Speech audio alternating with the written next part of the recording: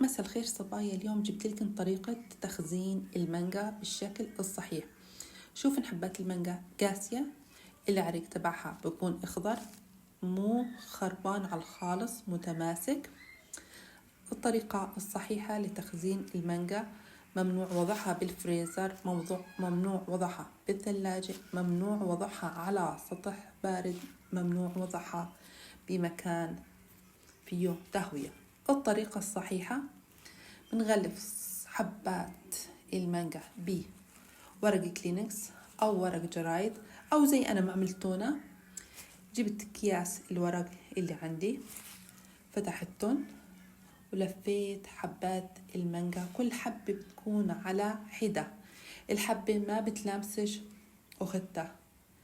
لفيت الحبة الثانية بدون عدم ملامستها، وغلفت حبات المانجا بورق، يفضل يكون بورق، ولازم الحبات يكون متباعدات عن بعضهن البعض. بحطهن بكيس ورق فاضي، وبعدين بغلفهن كويس. شايفات هنا كيس الورق الفاضي، حطيت الحبات وبحطهن على سطح طاولة بتكون طبعا بالعتمة دافية، وبعد أسبوع بطلعهن من الكيس.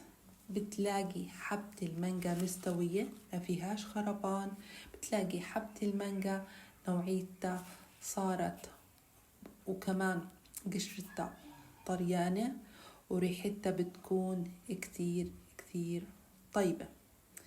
طبعا حفرجيكم كيف راح تكون الحبة بعد ما سوت. هاي أنا أخذت حبة وشوفن شلون لبها كان أصفر غامق، مو خربانة. في بعض الأحيان ممكن في حبات ممكن تخرب، بس إن شاء الله الطريقة هاي حتكون ناجحة معاكن 100%. اختارن الحب الصح، اختارن تغليف الصح، واختارن الوقت الصح اللي احنا ممكن نغلف بيه. بإمكاننا كمان نقطعها زي ما أنا حاليا عم بعملها، ونفرزها لوقت الحاجة. حبيت أهديكن هاي الطريقة، وبتمنى إن شاء الله من كل قلبي تستفيدن. برجع وبكرر: اختارن الحبات تكونن سليمات 100%. ممنوع وضعهن بمكان بارد، ممنوع وضعهن على سطح بارد، تحت أي مكان.